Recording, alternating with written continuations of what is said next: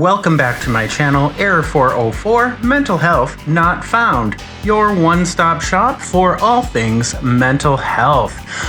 This week I have an interesting episode. I think that everyone here, including myself, is going to be able to hashtag relate and find some interesting and useful tidbits out of this episode. So I'm really excited to bring this one to you, and there's a reason that I specifically chose to do this episode now, and I will walk you through how I got there, because it was very ADHD convoluted that allowed me to end up at this episode. But before we do that, I do want to cover my bases. I want to start by saying that my name is Tim. I am your host, and I am not a doctor. I am not a therapist. I am not a mental health professional of any kind. I cannot diagnose you for anything. I cannot prescribe anything to you. I cannot medicate you in any way. That is not the purpose of my channel. I am here to provide information along with a little bit of entertainment along the way, with a touch of humor to top things off there. Nice little sprinkle of cinnamon sugar on that latte, if you will. But there are people out there whose job it is to help people like you and myself cope with different aspects and different mental health issues that we do experience along the way. So if you feel like you are having any kind of mental health crisis or know somebody that is in a mental health crisis, please stop what you're doing and reach out to the true pros out there. You can reach out to friends, you can reach out to family. If you don't feel comfortable doing that, there are going to be links in all of my videos, as well as my homepage, that you can use to reach out to people who are trained to be able to help us in a crisis. And if nothing else, just dial 911. There are crisis counselors through 911 as well. Don't hesitate. Don't feel ashamed. That's why we're here. That's why I created this channel, is to reduce and hopefully get rid of the stigma surrounding mental health and the things that we have to do to be able to cope with that on a daily basis. So with that all said, let's get into this topic that I think you're all going to love, or at least stress out about quite a bit. Yeah, that one, the second one. Okay, so I know you're all wondering at this point, what is this topic that is going to tingle my spine, as it were, and make me all weird? We're going to talk about anxiety. Who's excited? I'm excited. We're going to talk about anxiety. And anxiety is something I think we all experience, whether we like it or not. It's something that we all have to deal with on a daily basis, and it affects us all a little bit differently. Anxiety is a very, very, very, very, very, very, very, very, very, very,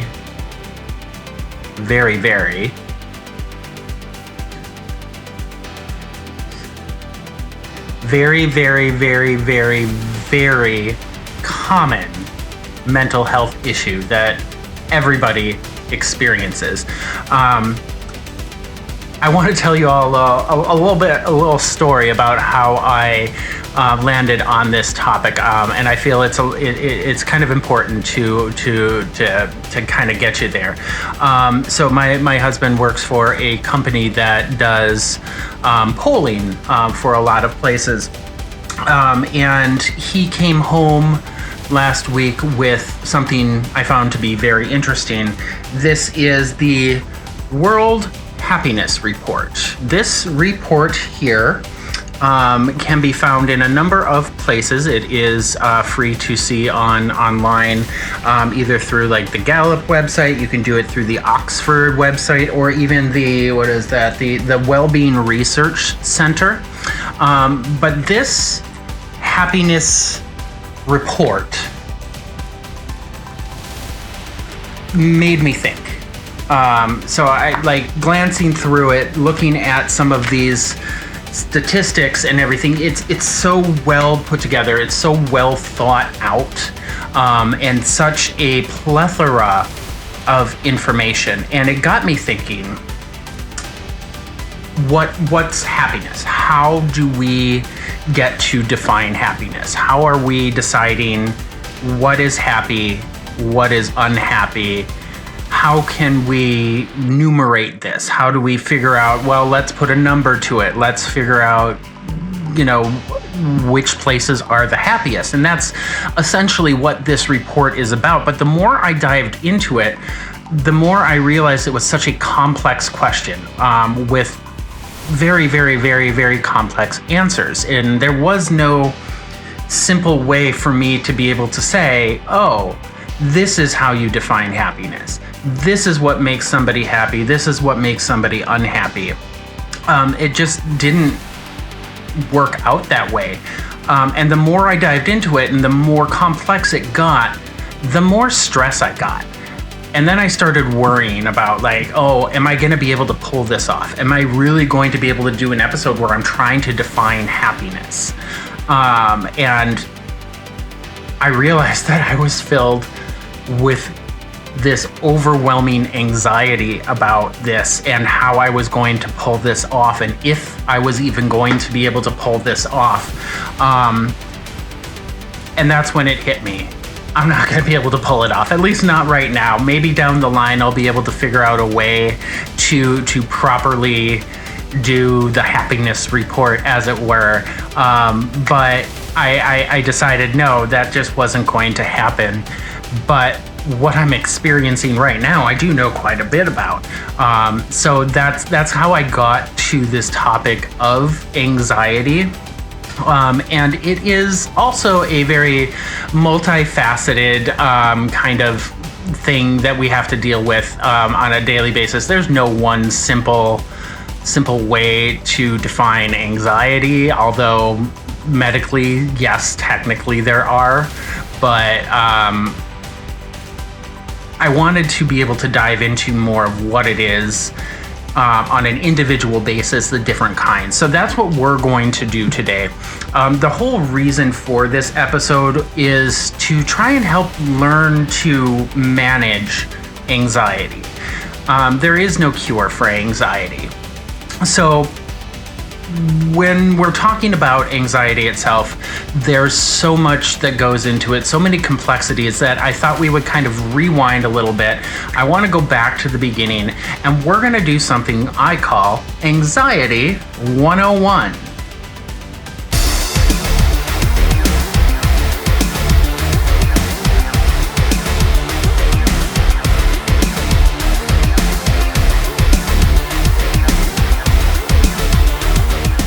Did you like that cutaway? Did you like that? Anxiety 101, yeah! Okay, so Anxiety 101. What is anxiety? Anxiety really is just a natural response the body and the mind have to stress or danger. It's a very normal part of life, and it's characterized usually by feelings of apprehension or even distress or worry in different situations. But it also has a way of being beneficial to us in situations that do require us to stay alert or maybe stay more focused. That anxiety is there to kind of help boost our awareness in certain situations. So it's one of those things where we don't necessarily want to get rid of it altogether, but we want to learn to manage it.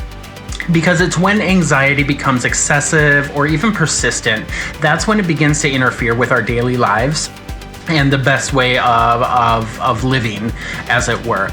There's a whole lot of different kinds of anxiety disorders. There's the generalized anxiety disorder, or GAD, social anxiety disorders. There's specific phobia disorders that are associated with anxiety, as well as many, many others. I'm gonna try and list a whole bunch of them in the show notes to this, but there's quite a few of them.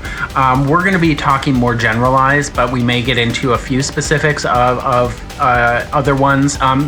each type does have its own set of symptoms and triggers, and anxiety can be caused by a combination of genetic, environmental, psychological, or even traumatic events that have happened to people.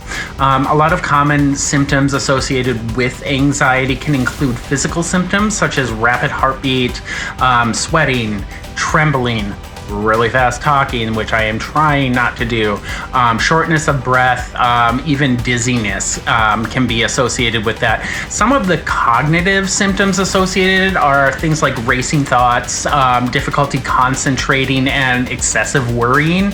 There are emotional symptoms that are involved with this as well, including a feeling of being really tense or on edge at all times. And then there are the behavioral symptoms included with anxiety, like avoiding situations or activities that you feel might increase your anxiety at any point, seeking reassurance from other people all the time, or even engaging in repetitive behaviors that you know will create a positive outcome for you, even if those repetitive behaviors are not appropriate in the moment. So that's kind of an overview of what anxiety is. But I want to kind of get into a little bit more as to what these different symptoms of it could be. And I thought the best way to do that was to kind of do a comparison. I'm going to compare anxiety to something in a new segment I'm going to call the Anxiety Olympics, the most stressful Olympics of all time.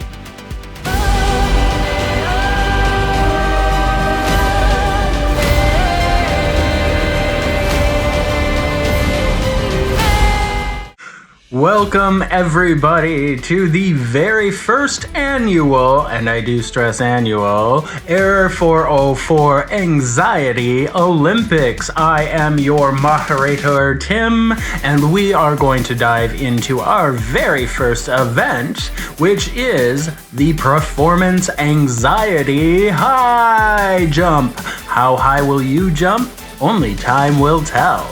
You're standing on the stage, you're about to give a presentation to a room full of your colleagues, and then your mind goes blank as you stare into a sea of expectant faces, and suddenly the podium feels like Mount Everest. Will you soar with confidence or come crashing down in a heap of nerves? It's a mental and emotional high jump where the only way to succeed is to muster the courage to take that leap of faith. Can you do it? Our second event is just as exciting as the first. We are going to be seeing the deadline diving relay. Now picture yourself with a mountain of work to complete and a very rapidly approaching deadline looming over you like a tidal wave. Each task feels like a hurdle that needs to be overcome, and you're racing against the clock to finish it before it all comes crashing down on you. Will you keep your head above water or sink beneath the weight of your own procrastination? It is a relay race against time for the ages, folks, where the baton is passed from one anxiety-inducing task to the next. Will you survive and make it on time?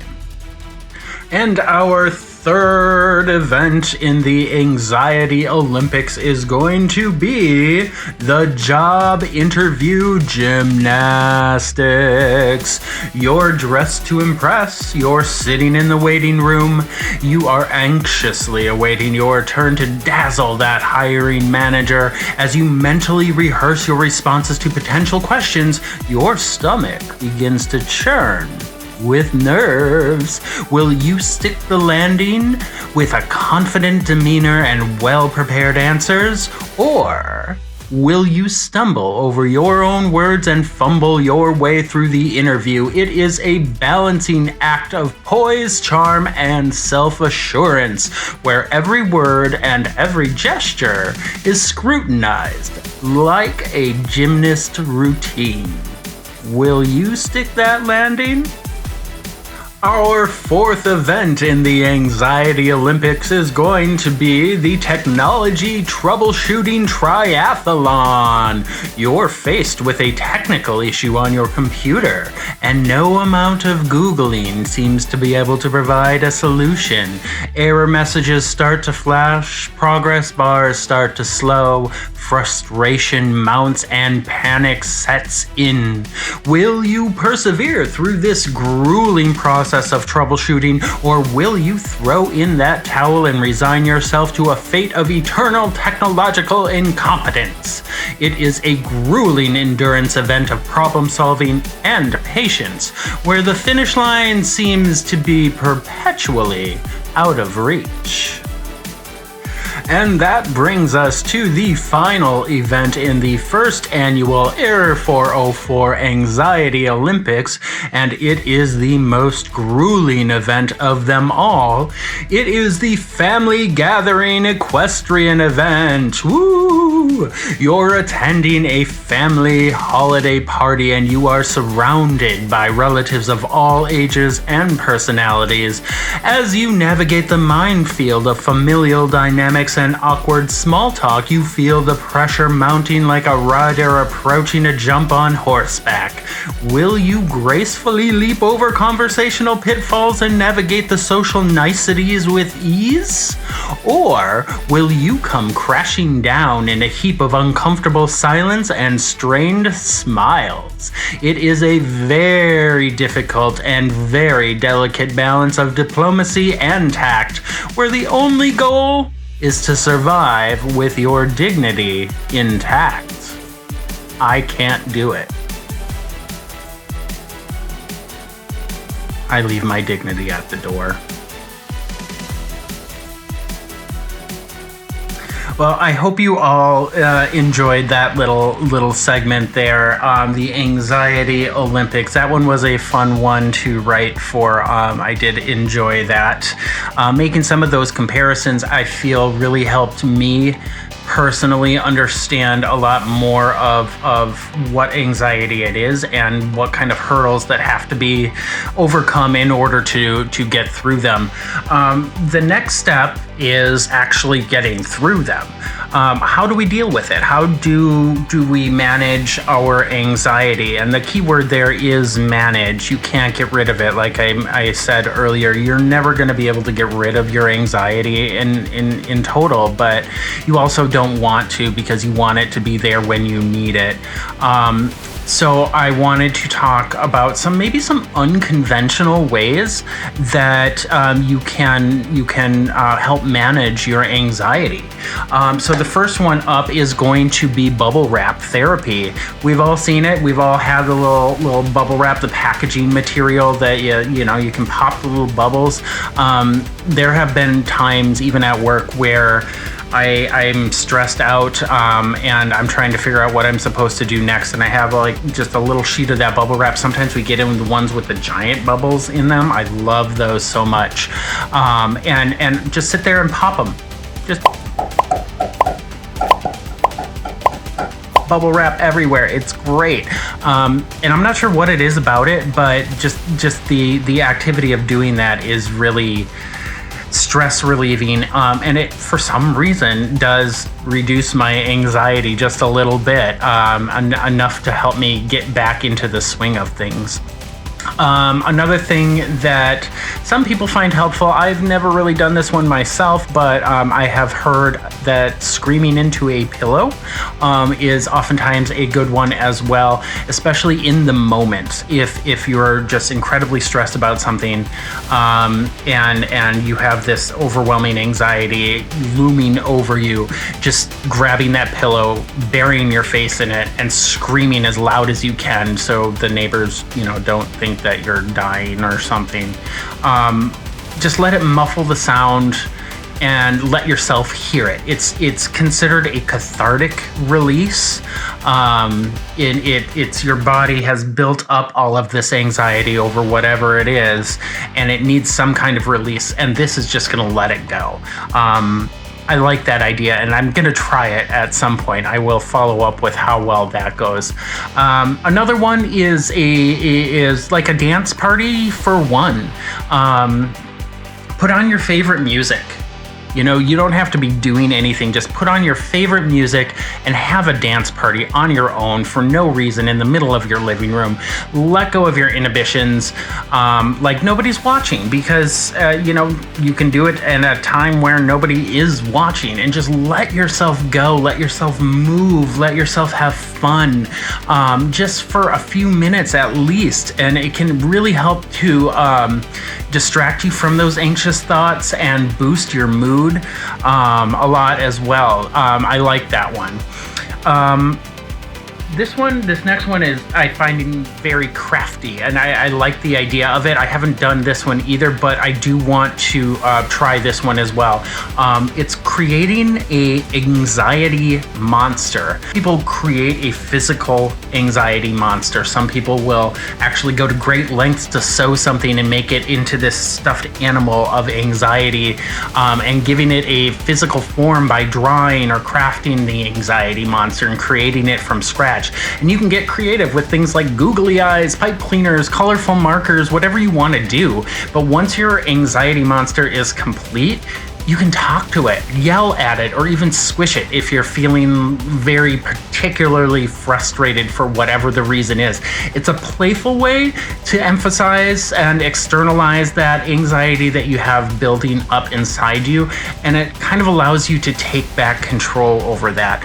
And just because it's a monster doesn't mean it can't be a cute one,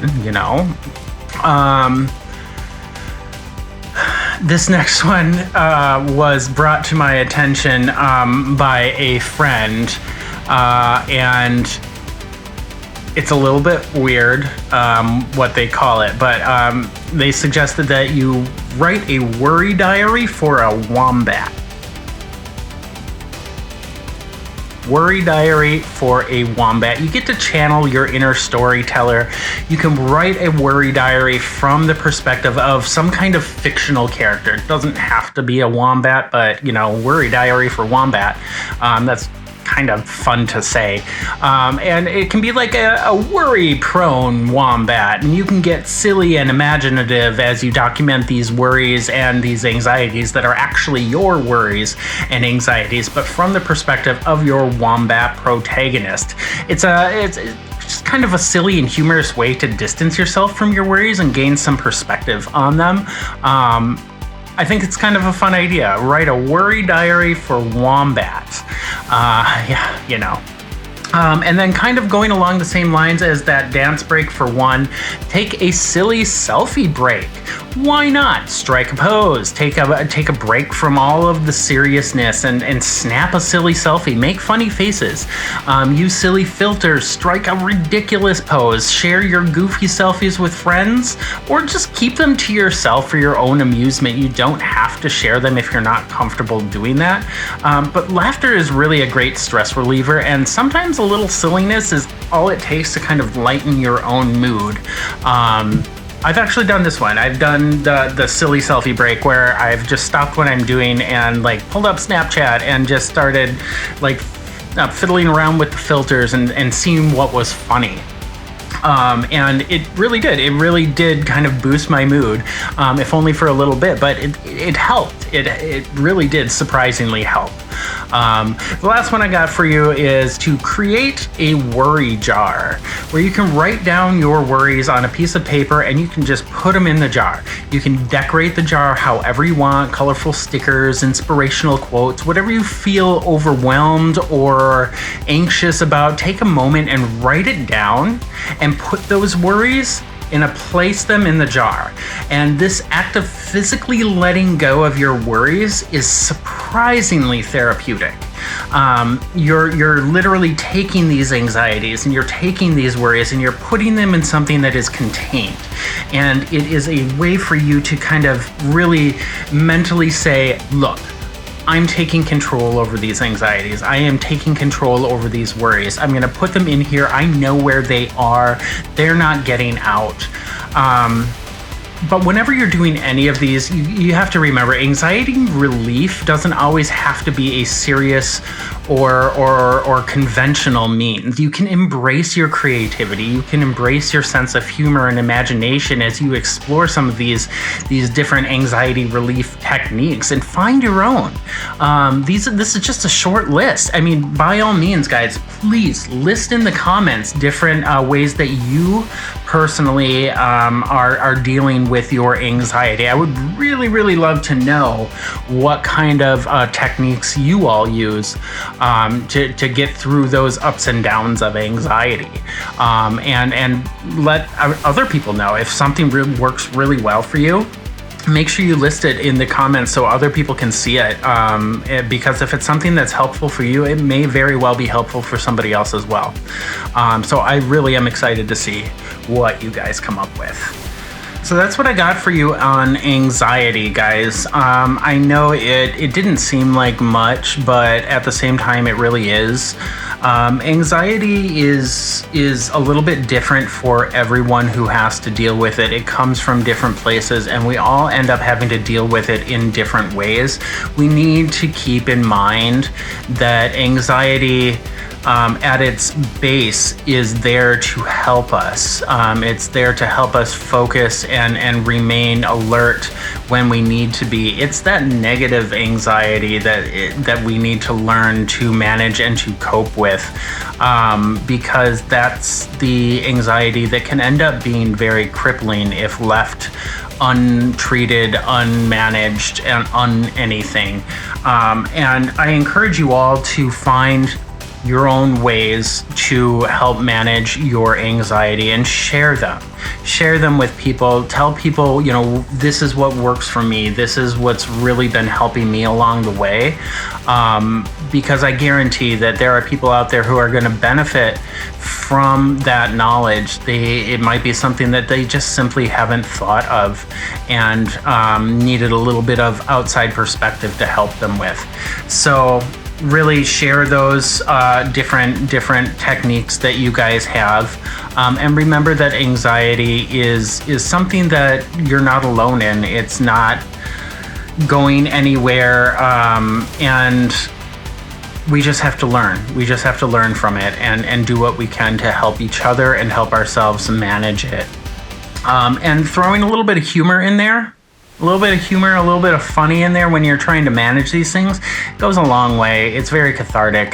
The other thing that is very, very helpful in managing anxiety and stress in general, therapy. Therapy, I cannot stress enough how much therapy has helped me in my own life. I still have a long ways to go. I'm far, far, far from perfect. I screw up all the time. I'm not always the most communicative person. I'm not always the most outwardly affectionate person to anyone. But luckily I have a husband who understands that portion of me and knows the little things that I do that are really saying, hey, I love you. But other people may not know that. And therapy has really helped me learn to open up a little bit more, kind of share this side of me, and broaden my horizons when it comes to anxiety about like social anxiety, being around new people. I still have a lot of trouble with it. I don't always know what to say or when to say it, or I'm terrified that I'm going to say the wrong thing at the wrong time, or just the wrong thing in general and embarrass myself or embarrass somebody else. I still get a lot of anxiety around that, but I have begun to really work through that thanks to my therapist. Every new situation I'm in, I try a little harder to be a little more present and accounted for in these situations. So I do recommend therapy. There are a lot of good resources out there to help you find a good therapist, because it's okay to seek professional help. Seeking professional help is not a weakness, it is a strength. Anybody and everyone can push through life grumbling and groaning and pushing their feelings to the ground and not knowing how to deal with this, that, or the other thing. Anyone can do that. It doesn't take strength to do that. It takes real strength, real heroism for yourself to be able to say, hey, I can't do this on my own. I need some help. And take the time, take the energy, take everything you can to find that help. And I guarantee you with 100% accuracy, it will help if you let it. You have to allow it to be what it is and allow that professional to really help you. And I guarantee you're going to feel better. You really will. And it does take a little time. It's not a one and done scenario. And it's a continued effort, but it's so wonderful. So I do recommend that you seek out therapy if you feel like you need it, or even if you're just not sure. Just talking to a therapist, they're gonna tell you whether you really need it or whether you don't. But 9 times out of 10, we need it. We need it. We deal with too much in our lives now. We're not just going out and finding meat for our mate. And that's not our biggest worry anymore. So we have to deal with a lot. So helping to reduce those anxieties by talking to a mental health professional is so beneficial. I'm going to stop talking about it right now because I know I'm rambling at this point. That's one of my anxieties, is that I like to ramble and I'm not even in a social situation. Anyways, thank you for tuning into my episode about anxiety. I hope you picked up a little something along the way. And again, share with me your anxiety busting techniques in the comments. Let me know what you do to help manage and cope with your own anxiety. And remember, guys, life is just a movie. And our minds, well, they're the twist we never saw coming. Bye.